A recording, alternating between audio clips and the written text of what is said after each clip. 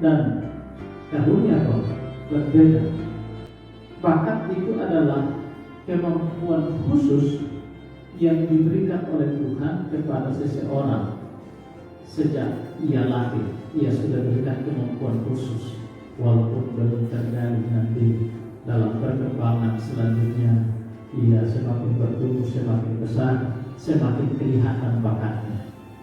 Dan ada orang yang sangat berbakat dalam satu bidang tertentu, tapi sangat lemah dalam bidang yang lain. Itu hal yang biasa. Dulu waktu kami SD ada teman yang kalau matematika sangat bodoh dalam pemikiran saya waktu itu. Tapi giliran menggambar, dia luar biasa hebatnya. Dan itu adalah kemampuan atau bakat yang dimilikinya.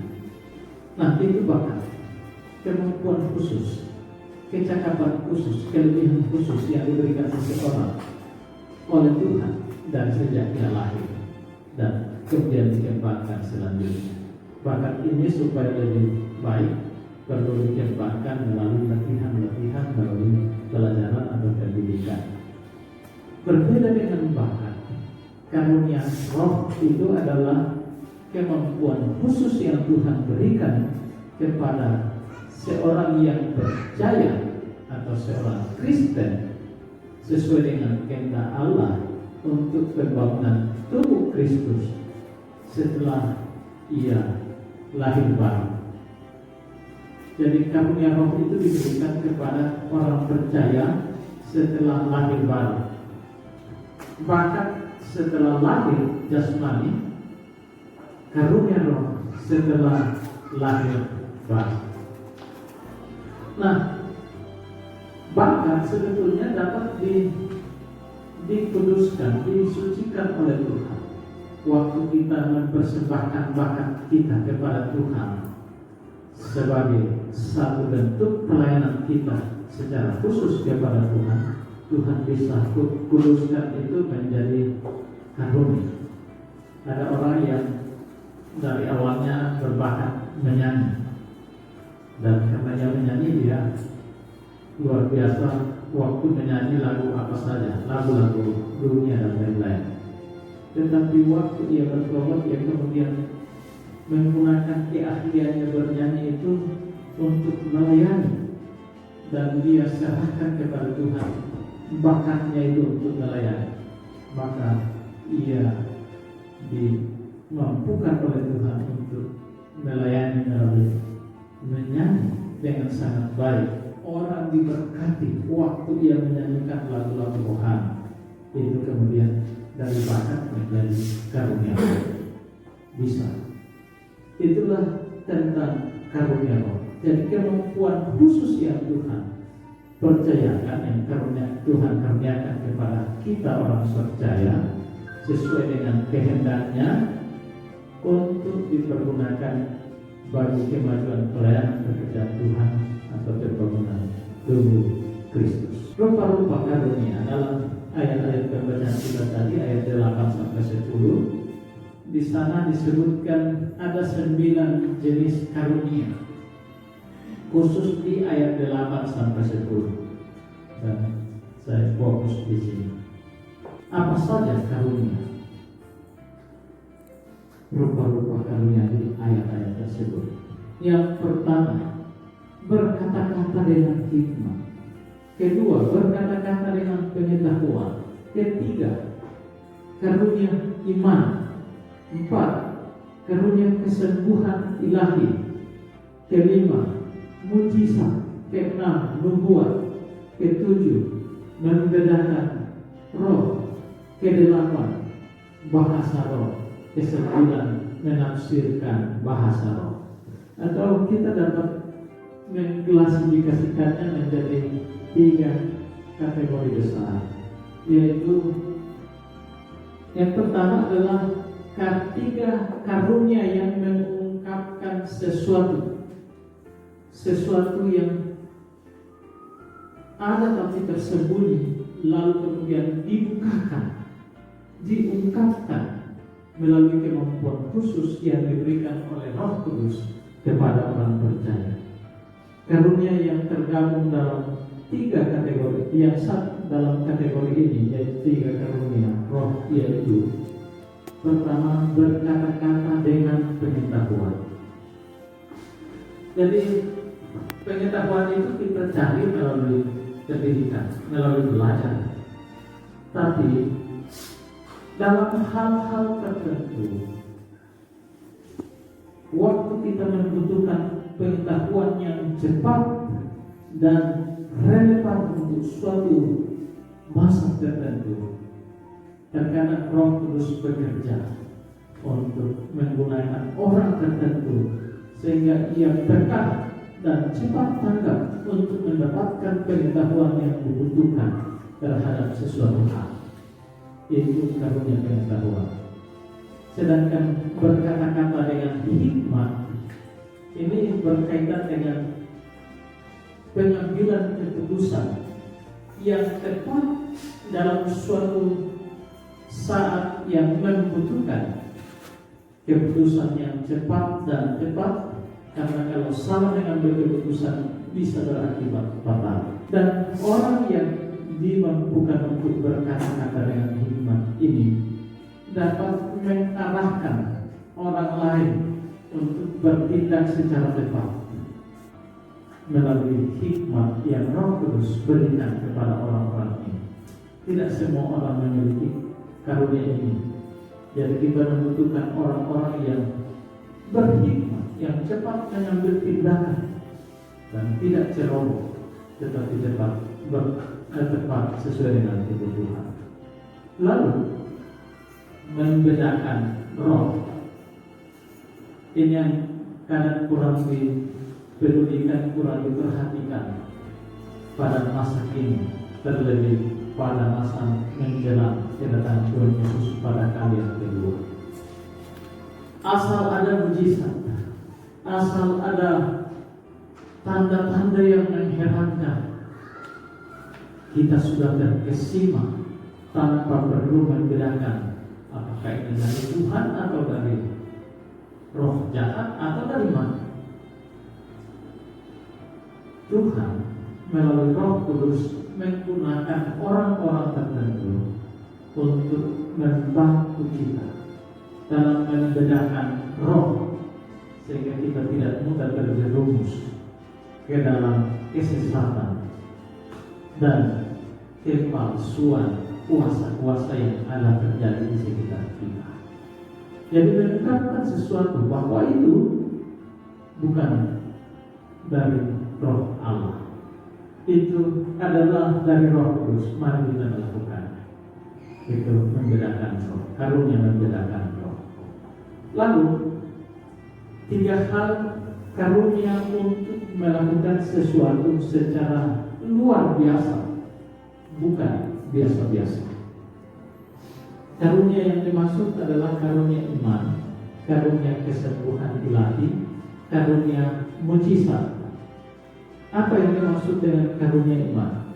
Karunia iman adalah karunia yang diberikan Roh Kudus kepada seseorang untuk sungguh mengandalkan Tuhan, mempercayai Tuhan, akan bertindak secara tepat melalui tindakan-tindakan yang tidak biasa yang dilakukan dalam rangka menghadapi suatu atau beberapa persoalan yang rumit. Jadi dia punya iman melampaui iman orang lain. Jadi karunia iman di sini berbeda dengan iman yang menyelamatkan. Kalau iman yang menyelamatkan, percaya Tuhan Yesus sebagai Tuhan dan Juru Selamat, masuk surga. Amin. Tapi karunia iman di sini adalah orang yang dimampukan oleh Tuhan untuk mempercayai Tuhan, seolah-olah dia sudah melihat Tuhan bekerja walaupun belum nampak sesuatu apapun yang terjadi.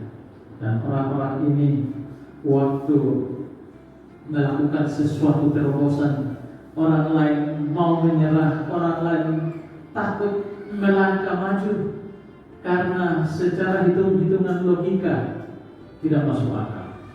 Tapi orang yang berkarunia iman ini melihat Tuhan sedang bekerja untuk mempersiapkan segala sesuatunya bagi terlaksananya sesuatu yang akan dilakukan bagi pekerjaan Tuhan. Itu karunia iman.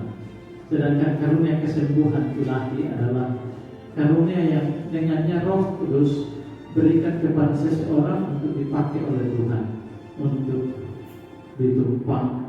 menumpahkan tangannya ke orang yang sakit dan mereka sembuh. Lalu ada karunia mujizat.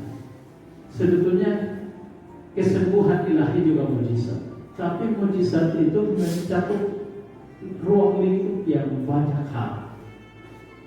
Dan karena itu ada yang diberi karunia mujizat. Mujizat melakukan hal-hal yang tidak biasa dalam pelayanan.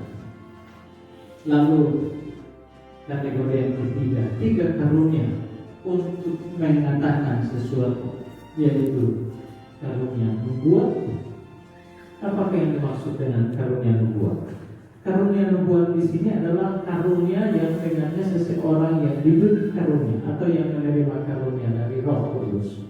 Karunia nubuat ini mampu memahami firman Tuhan dan mengajarkannya secara sangat baik, sesuai dengan kebutuhan, sesuai dengan situasi yang relevan dengan pendengar. Jemaat yang dikasihi Tuhan, memang kata nubuat dalam bahasa aslinya dan juga dalam bahasa Inggris itu berkaitan dengan kegiatan nabi. Tetapi setelah firman Tuhan lengkap dari Kejadian sampai Wahyu, maka karunia nubuat ini lebih ke cara mengkomunikasikan firman Tuhan berdasarkan penerangan dari Roh Kudus yang menuntut seseorang untuk mendalami firman-Nya dan mengajarkannya kepada orang lain.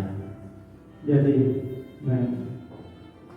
karunia nubuat ini adalah kemampuan khusus untuk mengkomunikasikan kehendak Tuhan bagi umat Tuhan yang sangat relevan dengan kebutuhan jemaat. Bahasa roh.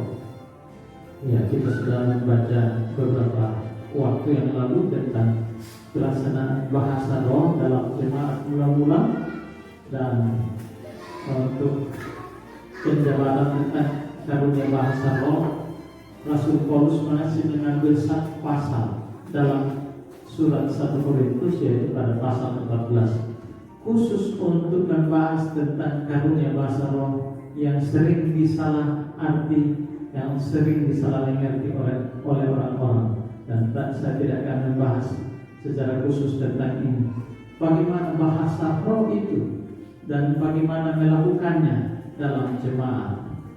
Tetapi bahasa roh adalah bahasa yang dianugerahkan oleh Roh Kudus kepada hamba-hambanya atau kepada umatnya dalam rangka mengoptimalkan pelayanan.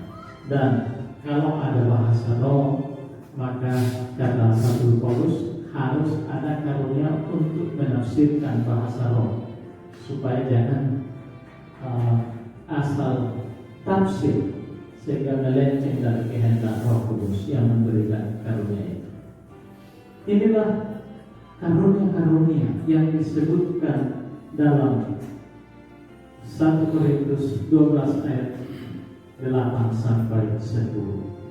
Sebetulnya dalam Alkitab ada banyak referensi lain tentang karunia roh. Ada dalam Roma pasal 12 ayat 6 sampai 8. Ada dalam 1 Korintus pasal 12 yang kita baca tadi ayat 4 sampai 11, khususnya ayat 8 sampai 10. Nah, kemudian di akhir pasal ini juga ada dalam ayat 27 sampai 31, diulang lagi oleh Paulus tentang karunia bahasa roh. Dan ada pula karunia jabatan pelayanan dalam Efesus 4 ayat 11 dan 12. Semuanya dalam rangka pembangunan tubuh Kristus. Saya tidak akan menjelaskan panjang lebar untuk ayat-ayat ini untuk jenis-jenis karunia. Ada yang mendaftarkannya 20 jenis karunia berdasarkan ayat-ayat tadi. Ada yang mendaftarkannya 24 jenis karunia roh. Tapi sesungguhnya dengan memperhatikan referensi firman Tuhan, kita dapat mengambil kesimpulan sementara bahwa sebetulnya karunia roh itu sangat banyak. Bukan hanya 20, bukan hanya 24, tetapi sangat banyak kemampuan yang Tuhan berikan kepada umatnya dalam rangka pelayanan pekerjaan Tuhan. Kalaupun ada 20 atau 24 daftar yang diberikan, itu semacam perwakilan daripada karunia-karunia yang Roh Kudus berikan kepada kita, dan itu perlu kita gunakan dalam pelayanan pekerjaan Tuhan. Yang perlu bagi kita, tapi ini hanya sepintas karena ini membutuhkan waktu bagi kita untuk mengidentifikasi karunia saya apa. Adakah orang percaya yang tidak punya karunia? Tidak ada. Paling kurang ada satu. Nah, kalau begitu bagaimana saya tahu karunia saya?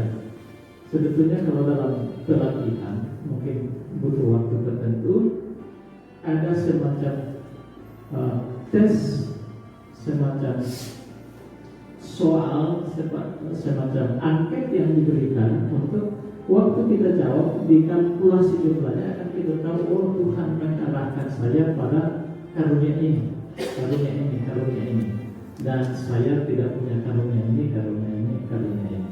Tapi untuk saat ini sekilas saya akan sampaikan bagaimana mengidentifikasi karunia. Karunia rohani perlu diidentifikasi, kemudian diverifikasi dari daftar karunia tadi, kira-kira yang cocok dengan saya yang mana. Lalu kemudian gunakanlah, mulai praktekkan dan praktekkan. Kalau orang diberkati, kita nyaman, kita senang melakukannya, dan kemudian bisa diverifikasi dengan orang yang ada di sekitar kita yang mendengar atau yang dilayani itu. Kalau itu cocok, maka kita dapat memastikan bahwa karunia yang kita lakukan itu adalah karunia kita. Tapi kalau karunia itu justru membosankan bagi kita, kita tidak cakap dan tidak enak melakukannya, bahkan orang lain juga tidak merasa nyaman, maka kemungkinan itu bukan karunia kita. Perlu dikembangkan. Jadi walaupun karunia kita, tapi ini perlu dilatih. Waktu kita sudah tahu karunia saya, misalnya karunia berkata-kata dengan pengetahuan. Waktu saya tahu bahwa saya berkarunia berkata-kata dengan pengetahuan, maka saya harus mempertajamnya dengan terus-menerus belajar, terus-menerus mengembangkan pemahaman-pemahaman yang lebih luas, supaya akan menolong orang lain dengan perkataan pengetahuan. Dan perlu kita menghindari penyalahgunaan karunia. Prinsip-prinsip pemberian karunia yang kita lihat secara sepintas, yaitu bahwa pemberian karunia merupakan kenyataan Roh Kudus.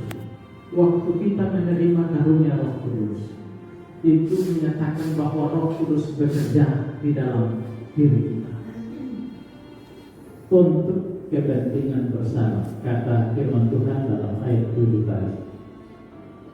Karunia Roh bukanlah akhir atau tujuan.